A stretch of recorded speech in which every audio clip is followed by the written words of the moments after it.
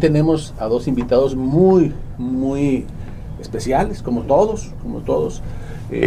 Hoy nos salimos un poquito de la norma porque tenemos a alguien no médico, pero que nos va a hablar de medicina. Y eso a nosotros nos gusta mucho porque nos gusta compartir la visión del otro, cómo nos ven desde el punto de vista sanitario, cómo ha sido vista la medicina desde otros ojos, desde otros instrumentos, pinceles, en fin, instrumentos musicales, cómo se ve la enfermedad desde otro punto de vista que no es médico, que es artístico, digamos. Y ese término de artístico me refiero al arte real, ¿sí? No a simulaciones o no a partes pseudoartísticas, sino a lo que ha marcado la parte histórica de la enfermedad y cómo se ha plasmado de diferentes maneras a través de los años. Y también está con nosotros un médico ginecólogo, especialista en medicina fetal. Él es el doctor Ariel Castro. Ya nos platicará en qué consiste esto de medicina fetal. Seguramente como para mí, como para ustedes, quizás suene un poquito diferente el término de ginecólogo con medicina fetal. Pero él nos va a explicar en qué consiste este asunto, este tema de la especialidad en medicina fetal. Bienvenido, Miguel Ángel García. Un placer, Oscar. ¿Cómo estás? Un placer estar con ustedes. Híjole, mano, que me encanta ver. ¿Tuviste un evento, Miguel Ángel? Sí, acabamos de tener un evento, la danza cósmica, sí. ¿Qué pasó ahí? Bueno, básicamente era ver que todo es movimiento. De hecho, la tesis o mi hipótesis que voy a compartir con ustedes tiene que ver con el concepto propiamente de movimiento. Entonces, lo que primero hizo el hombre antes de hablar incluso fue moverse. Y esto lo va a manifestar por miles de años. Y en épocas más recientes, estoy hablando de los últimos quizá 1000 o 2000 años, pues cada uno trata de hacer una mímesis, de emular el movimiento del cosmos, el movimiento de la realidad, a través del baile. Entonces, Ken Robinson, por ejemplo, uno de los grandes teóricos de la creatividad. Incluso antes de hablar. Sí, por supuesto. Sí, o sea, este movimiento a lo mejor podías... No, el habla es tardía. Marcel Marceau dice, ¿no? Todos nosotros tenemos un mimo dentro, porque antes de hablar y de articular, movíamos. Incluso en el Museo de Ciencias de Londres, precisamente, hay una estatuita en donde dice qué cantidad de neuronas se ocupan para mover qué parte del cuerpo. Y esta figurilla está en función de eso. Entonces las partes más grandes son de la que más se ocupa el cerebro. Y casualmente esta figurita, esta sí me llama mucho la atención, son las manos. O sea, lo que más hacemos, o sea, de lo que más se preocupa el cerebro es de las manos. Y es que ahorita, por ejemplo, si ahorita me amarran las manos, me quedo mudo.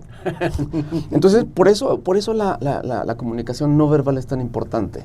Oye, pienso en los niños. Sí, por supuesto. En nuestros nietos, lo primero que hacen es mover las manos y bailar, sí, antes que hablar. Por supuesto, o decir cualquier monosílabo. Y es de lo último de lo que se ocupa la educación tradicional educativa, ¿no? Porque porque vamos a bailar. Ken Robinson él decía, si yo fuera primer ministro, me nombraran ministro de educación de cualquier país, lo primero que yo haría es hacer del baile y la danza una materia obligatoria en toda la primaria. Seríamos gente totalmente distintos. ¿Por qué? Porque armonizas tu cuerpo.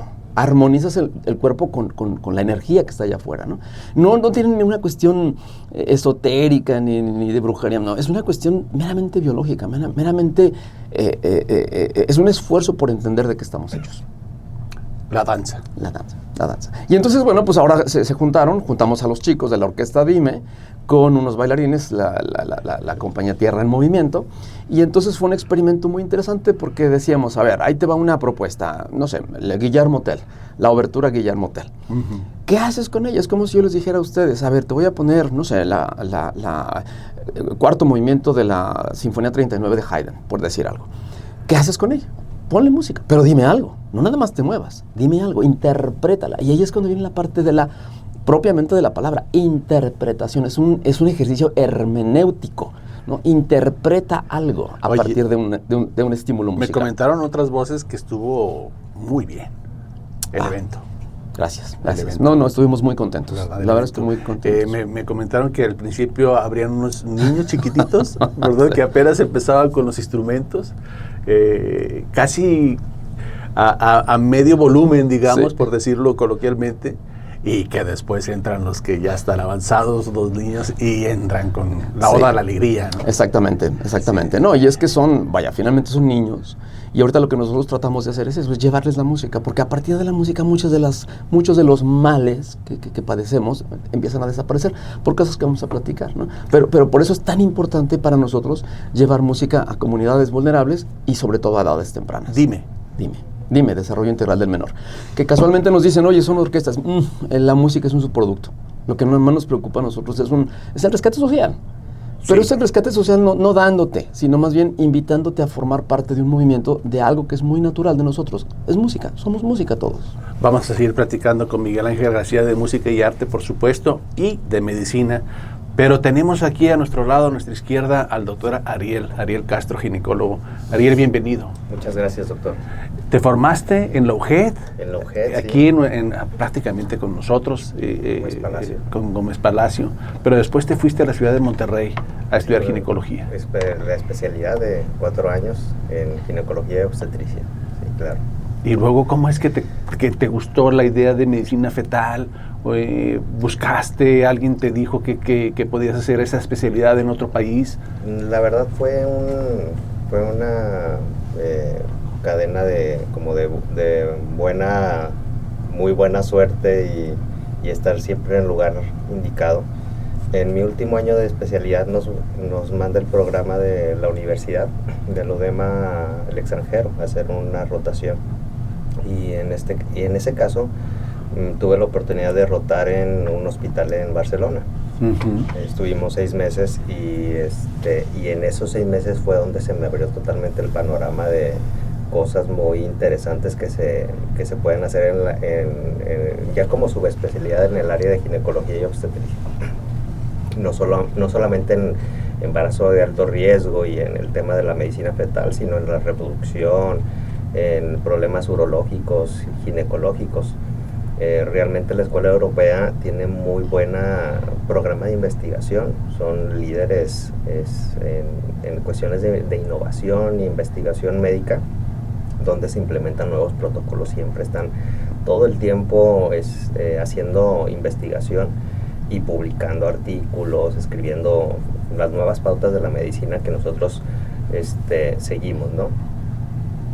Pero bueno, llego yo a Barcelona, a este hospital universitario, y empiezo a rotar por los diferentes servicios.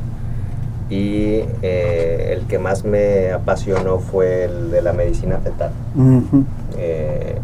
Una vez estando ahí, bueno, ya cumplí con mi servicio y se me abre la oportunidad de ir a hacer una prueba y aplicación para un puesto de subespecialidad en Londres. Londres ya es como la punta del iceberg, es de donde surge todo, es el mayor centro de referencia a nivel mundial de este tema, con el profesor Kypros Nicolaides, que es considerado el padre de la medicina fetal. Él fue el primer médico que innovó y se atrevió a entrar al medio ambiente intrauterino a través de cámaras laparoscópicas y hacer intervenciones para poder ayudar a un bebé a curar algún problema, ¿no? ¿De qué año estamos hablando, Doc? 80s, 90s. Él fue alumno a su vez de otro doctor muy innovador en este tema, el doctor Campbell. Él fue el pionero en el uso del ultrasonido, porque debo mencionar que como la base es como la fotografía. La base del fotógrafo o su mayor herramienta es la cámara. Si no tienes una cámara, pues no puedes hacer fotografía. Oye, Doc, ¿te puedo hacer una pregunta de médico ignorante? Sí. ¿El bebé está estéril ahí dentro? Sí. En teoría sí, puede haber algún problema, una enfermedad materna, viral, por ejemplo, un virus que la ataque, pueda penetrar e invadir pero normalmente está estéril, sano, estéril, un niño sano está estéril. Es totalmente estéril. Pero me vino a la mente el tema de la rubiola, sí, la varicela y rubiola, todo ese tipo de problemas, sí. que uff. Bueno, de hecho eso sería una parte integral de los cuidados ya de alto nivel que nosotros podemos recibir ya como especialistas en medicina fetal, ¿no?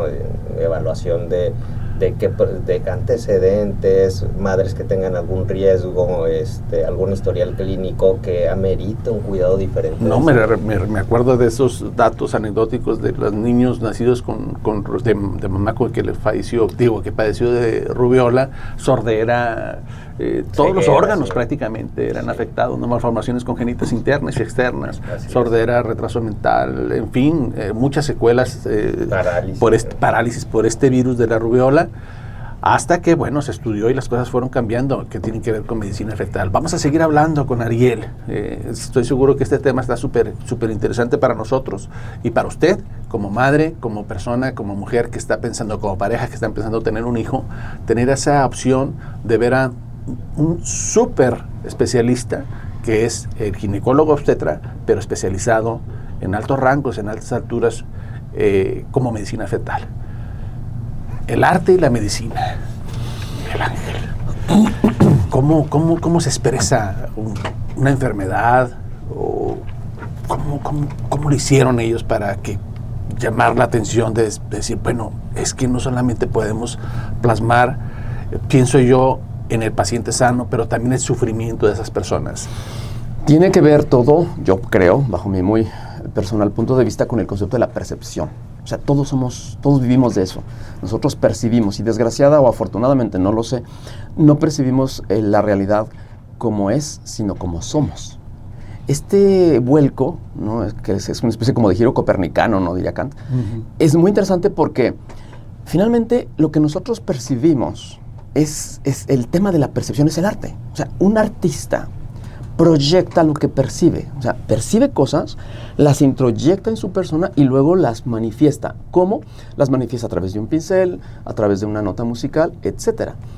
Y aquí, tratando de ver cómo poder dar algún ejemplo más concreto de arte y enfermedad, me remití a Seinfeld. Seinfeld se le conoce como el Sherlock Holmes de la medicina.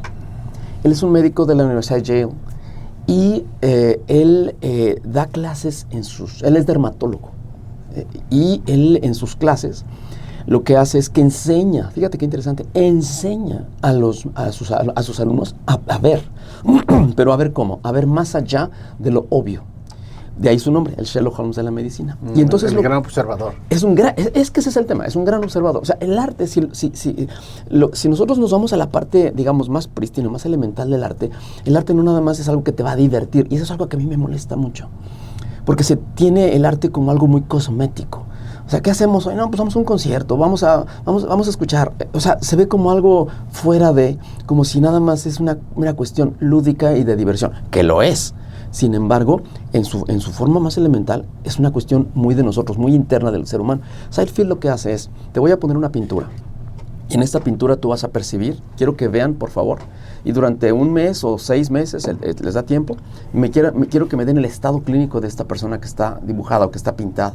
Y él toma pinturas de grandes artistas, y el objetivo de los estudiantes es ese, es identificar y decir, sabes que esta persona tenía problema de hígado. ¿No? ¿Por qué? Bueno, pues empieza a hacer toda una serie de estudios a través de los cuales, pues obviamente se van generando formas distintas de ver y de entenderlo. Eso desde el punto de vista del artista. Desde el punto de vista de cómo el artista lo va a percibir, me encontré con un síndrome. Para aquellos que piensan que esta cuestión del arte es una cuestión muy subjetiva, y es el famoso síndrome de Stendhal. No sé si haya alguna especialidad o en la escuela de medicina si haya estudiado eso, quizá más en la de psicología, y eso tengo mis dudas. El famoso síndrome de Stendhal es este síndrome, una persona que se llamaba así Stendhal, que él, viajando a Florencia, viéndose embebido de una cantidad de belleza exorbitante y sin límites, pierde el conocimiento. Pierde el conocimiento, se va. O sea, todos sus signos vitales cambian e inmediatamente empieza a sucumbir. Y eso dio a luz a este concepto del síndrome de Stendhal. Y yo te puedo decir que yo he tenido 2 veces en mi vida este síndrome, en donde de pronto estás así y te vas, o sea, te caes. Y hay mucha gente que no lo tiene, pero mucha gente, vaya, lo experimenta y es una forma distinta que médicamente no sé cómo explicarlo. O sea, podrán haber muchos estudios y todo un perfil, ¿no?, clínico de esto. Sin embargo, no hay una cuestión que digan, esta es la razón y a partir de ahí se da. No. Aquí, por ejemplo, a mí me pasó una vez en París, escuchando la Orquesta de Cámara de París, en donde se tocó la Séptima Sinfonía de Beethoven, ¿no?, en donde todos estaban perfectamente armonizados, en donde el director se funde con la orquesta, en donde empiezan a tocar de una forma magistral, como nunca, y entonces estaba Linda, mi esposa, a un lado, volteo con ella y veo que estaba llorando. Yo también, y volteo y todo el mundo estaba llorando. y al final termina el concierto, fue cuando me vino este fenómeno. Después vengo en sí otra vez, y resulta que todos los músicos, al terminar esta obra, es la única vez que yo lo he visto. He ido a miles de conciertos en mi vida, a miles. Y es la única vez en donde yo veo que termina, me estoy acordando ahorita, que termina el concierto y todos se paran y se dan un abrazo, los músicos de la orquesta. Esto nunca lo he visto yo. O sea, fue un fenómeno espeluznante. Fue increíble esta cosa. La otra fue cuando yo escuchaba... ¿Pero te desvaneciste ahí? Sí. Oye, ¿qué pasa? No, o sea, no. Pero sentí eso, o sea, sentí un váguido y te vas. Un síncope, esa emoción, ese éxtasis. Sí, es un éxtasis. Ahí es cuando te das cuenta que el arte hace cosas, y no nada más en esto. De hecho, el síndrome de Stendhal no parte de una experiencia auditiva, sino visual. Linda, creo que alguna vez le llegó a pasar también, pero es cuando ves una pintura o cuando ves un edificio. Es la belleza. De hecho, es la enfermedad de la belleza. Es la enfermedad de la belleza. O sea, ¿de qué te enfermas? De ver algo bello, de percibir algo bello. El segundo, y eso es a los amantes de la música, les recomiendo el segundo movimiento, el primer concierto para violín de Bruch, de Max Bruch, compositor alemán judío. Es tremendo. Ese me dio en la secundaria a mí. Yo lo escuché, inmediatamente me desvanecí también. Y mi mamá, ¿qué te pasa? No sé, mamá, no sé. Y me desvanecí. 2 veces en mi vida me ha pasado. Claro, muchas veces llegas y es una obra magistral y va, y es genial, fabulosa. Pero de esa manera. Estoy pensando en hacerte una resonancia magnética funcional. ¿Cómo será tu cerebro? No sé. A diferencia de todos los que no somos tan apasionados por la música o por el arte, ¿cómo serán tus áreas? Pienso en la amígdala, pienso en la parte prefrontal. Y cómo se despertará tus áreas cerebrales al escuchar esas partituras, por llamarlo de alguna manera, claro, las partes de la música. ¿Cómo se enciende el cerebro de gente como tú? Tenemos experiencias, por ejemplo, en la gente que hace budismo, durante la meditación, cuando están en plano zen, se les hace esas resonancias magnéticas funcionales y es maravilloso lo que uno puede encontrar en comparación con el que tiene un sueño fisiológico. Aquellos que están meditando, con aquellos, por supuesto, como tú, que están escuchando una música, el cerebro se modifica totalmente. Y sobre todo, bueno, hay estudios en donde se dice, ustedes lo sabrán mejor que yo, en donde se habla del corpus callosum, esta parte media en donde está entre, que está entre los dos hemisferios. Exacto, que crece sustancialmente cuando alguien empieza... Imagínate, están todas las cables y neuronas que conectan un lado del cerebro con el otro, sumamente grueso, y yo insisto, es como un árbol de Navidad. Exactamente, y ahí está. Aquí, esto que nos comentas es bien interesante, porque entonces, ¿por qué no viene la formación musical y artística? Porque no nada más, otra vez, no nada más es musical, o sea, es como el cuadribio medieval. El cuadribio medieval, acuérdate, ¿qué es lo que se estudiaba en las universidades en la Edad Media? Se estudiaba el concepto del número, es bien interesante. Número en el número, aritmética. Número en el espacio, geometría. Número en el número, música. Número en el tiempo, música. Y número en el cosmos, cosmología. Entonces, la música, toda la cuestión espacial y toda la cuestión temporal, entiéndase, las bellas artes, la cuestión visual y la parte musical, el tiempo, todo se introyecta. Sí. Entonces, y la música, bueno, yo soy finalmente músico, pero la música se dice que es el que más impacto tiene. ¿Por qué? Porque es el número interno. El número externo es la parte visual, es la parte espacial. El número interno es lo que nosotros procesamos internamente. De ahí la importancia que tiene la enfermedad. Y traje mi cuenco. Que lo confundí con un... Hombre, de veras que me vi muy mal con este asunto, porque Miguel Ángel me puso un engaño justamente.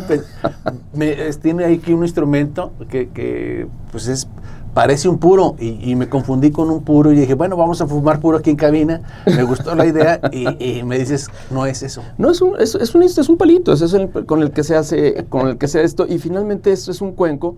Yo no soy experto en cuencos, lo compramos en la India, y pues bueno, tiene muchas cosas, se utiliza mucho en las meditaciones, y tiene sus cosas, es finalmente vibración, pero aquí lo que más me gusta del efecto de esto es cuando empiezas a hacer algo así, ¿no?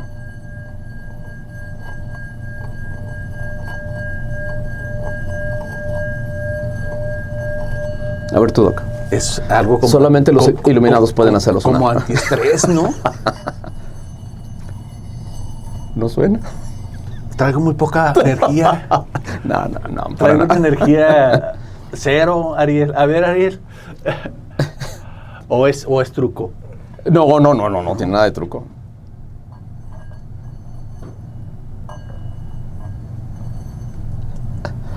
Ni los médicos no podemos hacer vibrar este instrumento. ¿Cómo se llama el instrumento? Es un cuenco. ¿Un cuenco? Un no cuenco. podemos hacerlo vibrar. Lo que hacen, o sea, la explicación, no sé, pues mira, ahí va.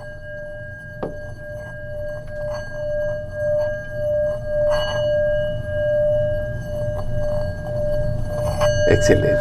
Vamos a tener que ir a una pausa. Como ve, algunos no tenemos esa capacidad de vibración, de energía en ciertos instrumentos. Vamos a regresar con el doctor Ariel. Gracias, Miguel Ángel, por compartir esto que tú sabes. Siento yo que a mí me hubiera gustado, a mí en lo particular, que me hubieran educado en la parte musical.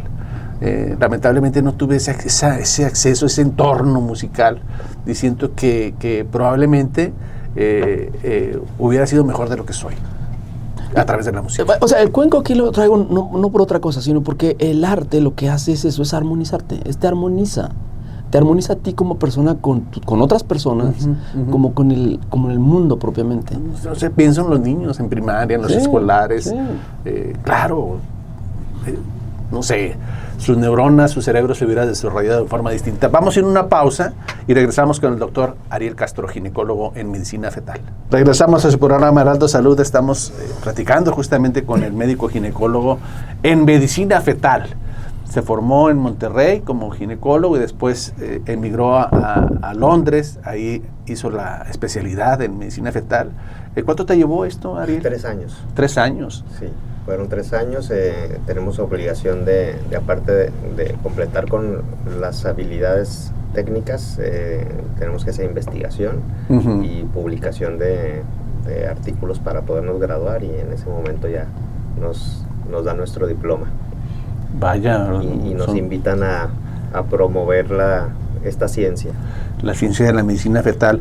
Te preguntaba fuera del aire, ¿cuál es el perfil de mujeres embarazadas o antes del embarazo, no sé, que tú atiendes, Ariel?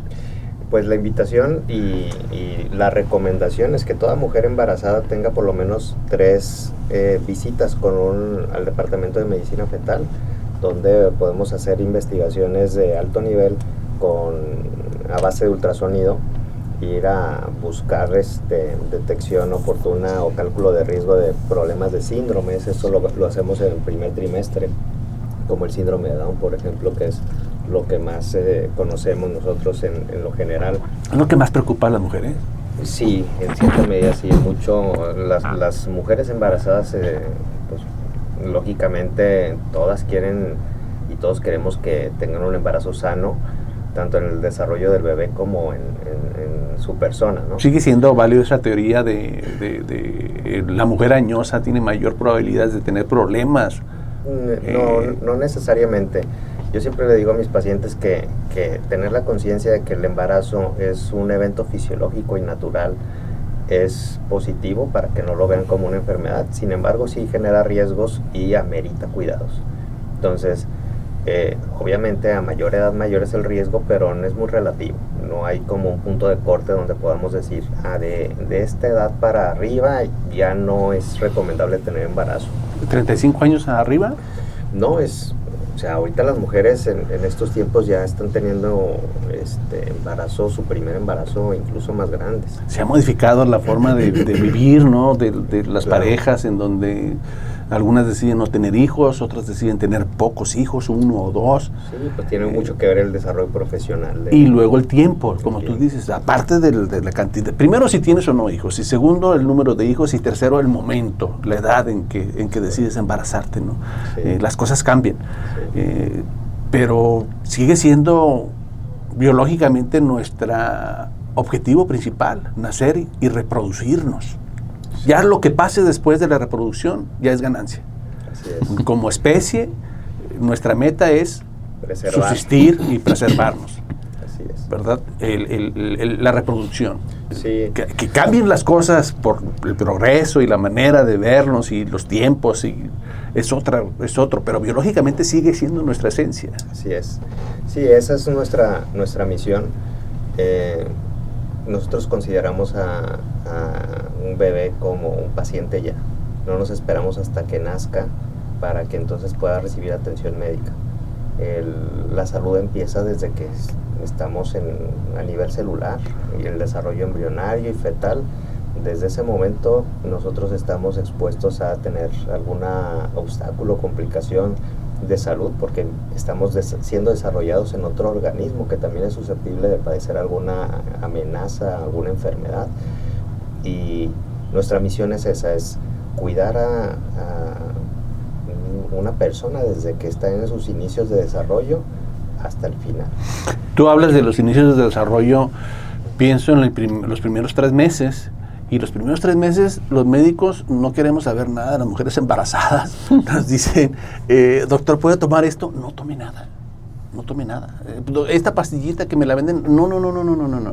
El primer trimestre, que es la formación del bebé, la parte de embriogénica, donde están desarrollando su cuerpo, en fin, el primer trimestre no. A todos los médicos nos dejaron bien tatuado esa idea, no le des nada, si no tienes que darle nada a esa mujer embarazada, no juegues con ella, no experimentes con drogas, con tés, en fin, con lo que sea. Déjala sana, normal, que lleve su embarazo natural. Sí, y de hecho sigue siendo un gran principio ese, el mantenerlos lo más orgánicos posibles y basar la salud y el bienestar en los buenos hábitos. Eso es fundamental. Ahora bien, si bien es cierto, ya tenemos mucho más conocimiento de cómo pudiera reaccionar el desarrollo del embarazo ante ciertos casos de enfermedad, y podemos tener la tranquilidad de intervenir si es necesario de forma más segura, y esto también transmitirle tranquilidad a los pacientes. Pero todo esto siempre va cambiando. El caso más reciente fue nuestra época de COVID, de pandemia, donde a todos nos agarró desprevenidos sin mucha información, y en el caso de la embarazada, pues de cero, no podríamos. El organismo de una mujer embarazada es muy inestable y reacciona de formas muy variables ante una enfermedad. Entonces sí es un poquito más delicado, ¿no? Ariel, me gusta que las personas, sobre todo las parejas y los padres de familia y la mujer sobre todo embarazada, tengan una opción de especialidad de alto nivel, que es la medicina fetal como tú. Me gustaría que nos platicaras más adelante sobre el aspecto, ya no solo de diagnóstico, sino qué haces cuando te encuentras un problema, sobre el tratamiento. Regresamos con el señor Miguel Ángel García. ¿Por qué no pudimos nosotros darle vibración al cuenco, Miguel Ángel? Pues es habilidades como cualquier instrumento. Básicamente es tener, ahora sí que la paciencia, otra vez, la percepción, para poder accionar nada más ese instrumento, sino cualquier otro. Y todo tiene que ver fundamentalmente con eso, con paciencia. Con paciencia y, otra vez, este concepto de armonizar. La palabra armonía es muy interesante, porque no sé si lo platicamos la vez pasada, pero la palabra salud, en inglés health, ¿no? Viene del griego holos, que significa totalidad. Entonces, en la actualidad, o sea, ya los médicos, y es una pregunta que te iba a hacer, si ustedes en la facultad llevaban alguna materia, ¿no?, opcional quizá, sobre arte, sobre música, sobre escultura, no sé, anatomía, dibujo, alguna cuestión así, o simplemente se van directamente a la cuestión biológica. Ahora que lo recuerdo, si llevamos una materia en los primeros semestres de historia de la medicina. Ajá. Y sí se enfoca más a esta visión, más no tanto científica, sino artística. Pero sí falta, siempre nos falta mucho más, desde antes. ¿Por qué? Porque es muy interesante cómo en la cuestión médica, pues, se considera como una expresión artística también. Antes que no teníamos tantas maneras de poder saber muchas cosas. El approach era más bien artístico, el arte del doctor de cómo interpretar lo que ve en un paciente. No tanto una prueba diagnóstica, sino cómo lo ves, es algo muy artístico. Sí, pienso nosotros, por ejemplo, ahorita que estamos hablando de esto del arte, no solamente en la escritura, ¿no? en Los Miserables, me estaba acordando de Fantine, que hace todo lo posible por mantener a su hija Cosette. Y de eso, dentro de todo lo posible, pues es la miseria, ¿no? Sí. Cómo llega a ese grado de miseria y cómo un artista como Víctor Hugo puede plasmar la tuberculosis en ella y mejor que los médicos. O sea, describir los casos de tuberculosis en ese círculo tan pobre, tan desagradable, cómo quitarse los dientes, cómo cortar su pelo, cómo padecer las secuelas de la tuberculosis a nivel vertebral, con la disfunción al caminar. Él lo hace sin decirte explícitamente que tiene tuberculosis. Y nosotros aprendemos de ellos. Y totalmente. Y aquí viene esta cuestión que incluso no es un tema tan debatido, si los médicos debieran involucrarse emocionalmente con el paciente. Eso es... Hay muchas opiniones encontradas, ¿no?, al respecto. Sí, mucho. Y cuando hablo yo del concepto de salud como un elemento de totalidad, es eso. O sea, antiguamente se consideraba la salud como cuerpo, mente y espíritu. O sea, no se podían separar. Y hoy día hay muchas críticas en donde se separa y dicen, no, la cuestión espiritual déjaselo al gurú o al chamán, ¿no? La cuestión mental, pues al psicólogo en el mejor de los casos. Y no, yo estoy además con el cuerpo. O sea, lo separaron. Lo separaron. Pienso, por ejemplo, aquí han venido diferentes tanatólogos, ¿verdad? Y hablemos cuando pierde la mamá un bebé. El ginecólogo, pues hacemos, yo creo, haces lo tuyo, pero ya el aspecto de reanimación espiritual o emocional, sabe que vaya con la o el tanatólogo o el psicólogo. Y eso, o sea, sí avanza, pero desde un punto de vista humanista.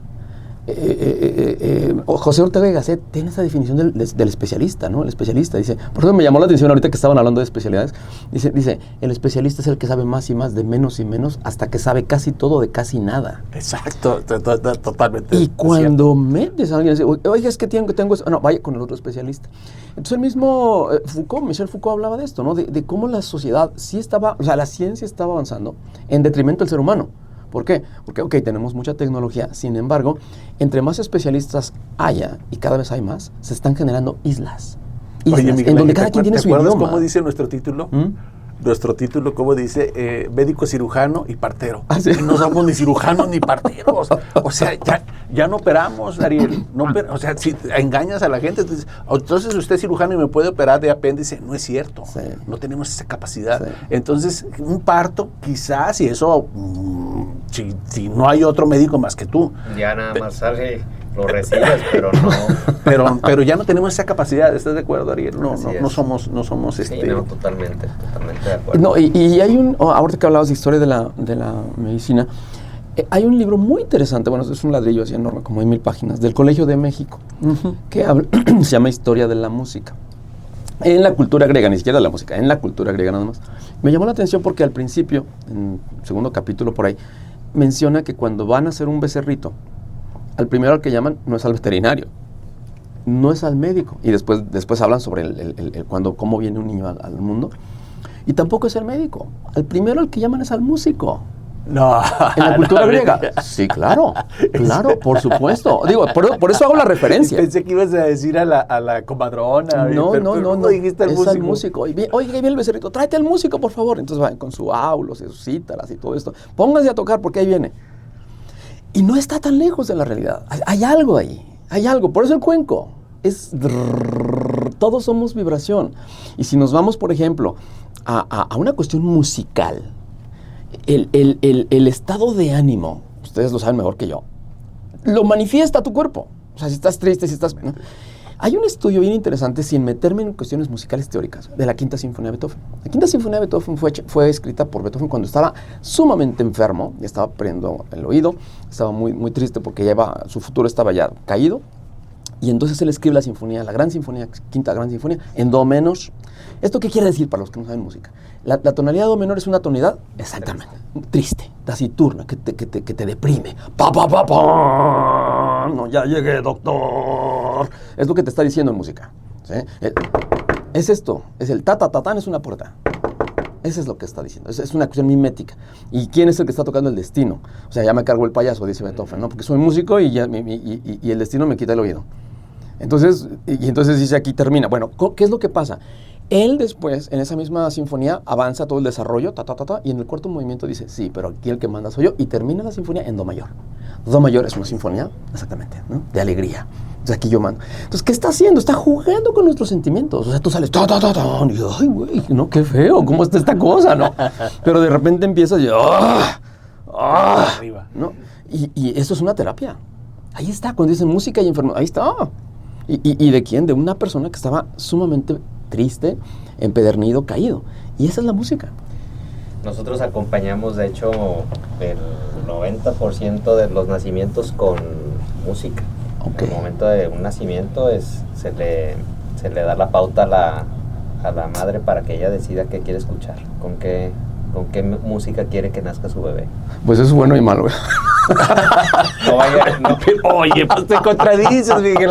No, imagínate que le ponga música, imagínate. No voy a decir. O sea, la parte buena lo explicaste, pero Sí.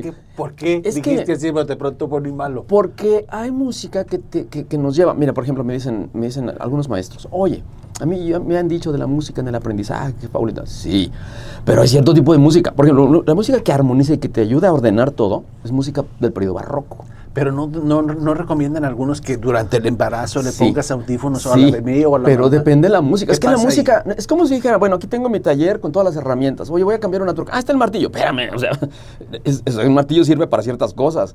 Pero como dicen, el que es bueno con el martillo a todo le cara de clavo. Entonces, O sea, tú no le pondrías la bocina en la panza a la mamá. con Chopin no. Por ejemplo, Sí, Chopin sí. no.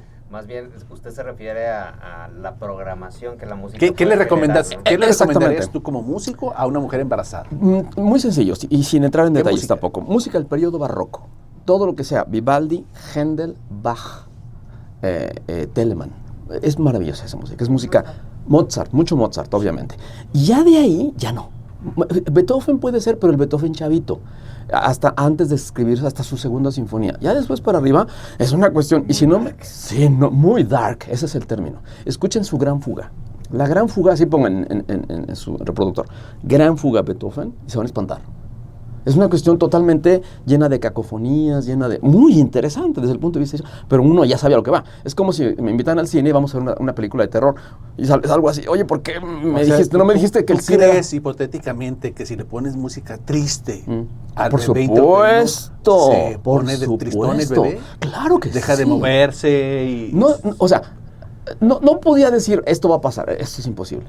Pero lo que sí sé es que inmediatamente se cae. O sea, el estado de ánimo de cualquier Del ser humano feto. se cae. ¿Por qué? Porque son pasiones. Hay una obra de la gota de agua de Chopin. Esta es una obra donde estaba en una isla, en Mallorca, Chopin, estaba ya muy enfermo y compone, estaba con George Sand, su amante. Y entonces no llegaba, entonces él pensaba en su mente que ya lo iban a dejar. Y escribe esta obra, en donde la gente, yo se las puedo poner a ustedes ahorita, está muy bonita, pero se llama La Gota de Agua porque hasta que alguien le señala eso es tin, tin, tin, tin, tin, y es una constante, ¿no? Y entonces empieza con la mano izquierda, ¿no? Desarrollar todo esto, y está la gotita de agua, tin, tin, y es una cuestión depresiva. Oye, entonces no está bonito, no, está precioso, es precioso, pero es muy depresiva. Es como cuando hablamos de la piedad de Miguel Ángel. Ustedes vean, ay, qué cosa, espérame, estás hablando de una madre que tiene a su hijo, que lo acaban de bajar de la cruz. Es un tema patético, que lo hizo maravilloso Miguel Ángel, sí, pero no es el tema. Eso es Chopin. Chopin es eso. O sea, te lleva hasta lo más profundo. La Sinfonía Fausto de Liszt, por ejemplo, son obras sumamente taciturnas. O el cuarto movimiento de la Sinfonía Fantástica de Berlioz. Ahí te manda al infierno. Hay una parte en donde se llama coleño, en donde tienen que tocar los chelos así con el arco sobre las cuerdas, y está simulando, ¿no? Los esqueletos que te están recibiendo de ese tamaño. La parca. Sí, claro, y te está recibiendo y es una aquelarre de brujas, uno se queda todo así. Y es una de las grandes sinfonías, la Sinfonía Fantástica. Entonces, los estados de ánimo en el periodo romántico son tremendos. Eso yo jamás le pondría a un niño, jamás. Claro, yo soy amante de esa música, o sea, me encanta, pero otra vez, en su contexto, en su lugar. Por eso decíamos, creo que nos hace mucha falta el hecho de poner y saber qué tipo de música. Porque me dicen, es que pues acabo de ponerle música de Liszt a mis alumnos para que hagan el examen. No, pues ya los deprimiste. Ya los deprimiste, porque no es por ahí, no es por ahí. Y pero eso, ustedes sí recomiendan la música, Ariel, durante el embarazo y en el parto, en la cesárea. Sí, es lo que le genere. Queremos que esté cómodo la paciente. ¿Pero no es lo que le gusta a la paciente o es lo que recomienda? dentro de la musicoterapia es eso, o sea, no es así como que la preferencia de la mujer que... Yo puedo hablar mucho de la música y de Bach y de Händel y bla, bla, bla. Sin embargo, si el gusto de la persona va por otro lado, ahí se pierde todo. O sea, si a la gente le gusta la cumbia, bueno, pues pone cumbia ahí. Sí, pues que lo que le genere un estado de ánimo positivo. Así es. ¿A la mamá? Sí. Sí, es un momento de mucha tensión y Pero tú crees que ¿tú crees que le guste el reggaetón o la pues cumbia al ahora... bebé? ¿Sí les ha pasado? Al bebé. No al bebé, pero No. la que tiene la voz ahí es la madre, ¿no? La madre que está sobre el... O sea, esas endorfinas circulan a través de la placenta y se van hacia el cerebro del bebé y harán lo suyo. Yo creo que sí, puede ser. Es muy difícil determinarlo, pero sí, el principio es de todo el cuidado del nacimiento, es tratar de que la mujer se sienta arropada, se sienta tranquila. Fíjate que estaba yo haciendo el contraste entre cesárea y parto y habíamos subestimado hasta hace algún tiempo el tema de la microbiota, en donde todos tenemos bacterias en nuestro cuerpo, en los ojos, en todo nuestro cuerpo está colonizado de bacterias por todos lados, y las paredes y los micrófonos, todo. Pero bacterias buenas y otras no tan buenas, ¿no? Y el canal vaginal también. Entonces, la manera, por eso te preguntaba al inicio si el bebé estaba estéril en la vida intrauterina, respondiste que sí, pero esa colonización a través del paso del canal vaginal es benéfica, en contraste con el que no lo hace con la cesárea. Nos conviene pasar al bebé por ahí de manera natural para que se colonice con las bacterias y empiece un proceso de microbiota normal, anormal, en fin, de flora intestinal normal, y no, Sí, cosa que no se hace con la cesárea. Sí, se activa un poquito el sistema inmunológico, es un efecto parecido al de las vacunas. Ándale, sí. Sí, desde luego es el respetar todos los procesos naturales en la medida de lo posible en un nacimiento siempre va a ser de mucho beneficio. Oye, pero no tienen la mano muy ligerita los bisturi, los ginecólogos de hoy. Va para cesárea, ¿no? Ay, me duele. Cesárea, vamos. Fíjese que ¿Es así tanto, o estamos exagerando? Yo estoy ahorita observando una estabilización al respecto. ¿Sí? De los nuevos colegas que vienen, ya no es tanto la programación sin sentido, ¿no? Es pues darle oportunidad y si el caso lo permite, sí observo yo que se respeta. De 100 pacientes, ¿cuántos deberían aceptable a ir a cesáreas? Yo creo que un 20%, 20-30%. En forma Ahora, estadísticamente. También tenemos que tomar en cuenta que ahora, como lo mencionábamos hace un momento, las condiciones de embarazo son diferentes. Ya hay más procedimientos de reproducción asistida, madres que empiezan a tener hijos más con edad mayor, y todo eso sí genera algunos riesgos en la cuestión de la progresión del embarazo, que por ahí ya no hace que califiquen a un intento de un parto espontáneo natural. Pero sí, en números globales sí tendría que ser un 20%. Miguel Ángel, yo desde que supe que ibas a venir, dije, le voy a preguntar esto, porque ¿quién transmite más la enfermedad? ¿La música, la pintura, la novela, la escritura?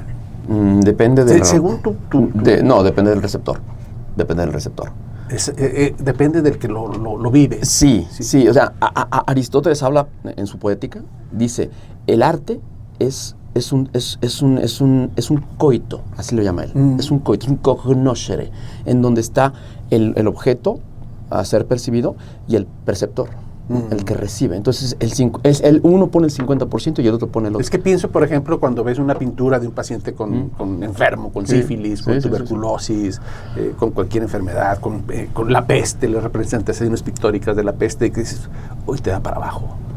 Como tú acabas de mencionar con la música, si escuchas esto, te vas a deprimir. Pero si ves esto también, pero yo soy muy auditivo. O sea, por mí, yo tengo el canal auditivo de alguna manera muy abierto. Habrá otra persona, por ejemplo, Linda es totalmente visual. Para ella el ruido visual es terrible. Para mí el ruido auditivo es insoportable. Habrá gente que le mueve una palabra, habrá gente que le mueve una prosa o un verso. O sea, yo creo que eso depende mucho de cada ser humano. Vamos a seguir platicando en sábados futuros con Miguel Ángel sobre estos temas de arte, música y medicina, en particular de la música. Gracias, Miguel Ángel, por acompañarnos. Gracias por estar aquí y esperamos verte siempre. Claro que sí. No próxima, sino siempre. Claro siempre con nosotros. Ariel, nos quedamos con la parte terapéutica. ¿Se puede hacer algo cuando hay algún problema en un bebé que está a punto de nacer? Sí, en algunos casos muy puntuales, todas estas investigaciones que podemos hacer desde el inicio del embarazo nos llevan al determinar si un bebé tiene algún problema de desarrollo estructural, que si no hacemos algo durante este tiempo de gestación, si no hacemos algo al respecto, como alguna terapia de corrección, pues el pronóstico es muy diferente de si hacer o no hacer. Entonces, para que a todos aquellos bebés que pudieran tener algún problema, como por ejemplo lo es la espina bífida, que es un defecto a nivel de la columna, que expone los nervios durante todo el tiempo del embarazo al líquido amniótico, y los puede destruir. Al momento del nacimiento, pues ese bebé va a tener serios problemas de parálisis, incontinencias, y pues el pronóstico para su función es muy, muy malo. Y en estos casos, cuando detectamos que hay un defecto de ese tipo, por ejemplo, podemos entrar por medio laparoscópico, intrauterinamente, a corregir ese defecto, y el pronóstico les cambia totalmente. Me vino a la mente el doctor Chong con su asociación de APIN. Me vino ahorita totalmente. Que está platicando de tenemos contacto ahí vejiga neurogénica, ¿no? Sí. Y por nombrar algunos casos en los que podemos intervenir, y esto le da pie a la otra rama de la ciencia, que es la cirugía fetal, que es esta rama de la medicina que se encarga de atender esos problemas, ¿no? ¿Tú lo haces? Sí. Pero yo tengo una pregunta. ¿Cuál es el sentido que se desarrolla primero a nivel fetal? Yo sabía que era el olfato o el oído, pero... Es el oído. ¿Sí? Sí, el oído. Porque el olfato necesitamos tener la exposición al aire, al oxígeno, claro. Y adentro es un medio líquido, entonces está inactivo. Pero el sentido del auditivo sí reacciona. Ya. De ahí que le pongas música al bebé. Sí. O hablarle, ¿no? O hablarle. Y vaya que cambian las cosas, ¿no? Sí. Mis nietos nunca me quieren abrazar ni ir. Me rechazan, y a la mamá como sin nada. Nos vemos la próxima. Gracias, Miguel Ángel. Gracias, Linda Aro, que después esperemos que nos acompañe, por supuesto. Hoy casi está enferma, pues, hombre, tiene un fenómeno gripal. Gracias, doctor Ariel Castro. Gracias. Estás en el Hospital Ángeles, en el 4º piso. En el 4º piso de la Torre de Especialidad. Gracias. Nos vemos, hasta luego.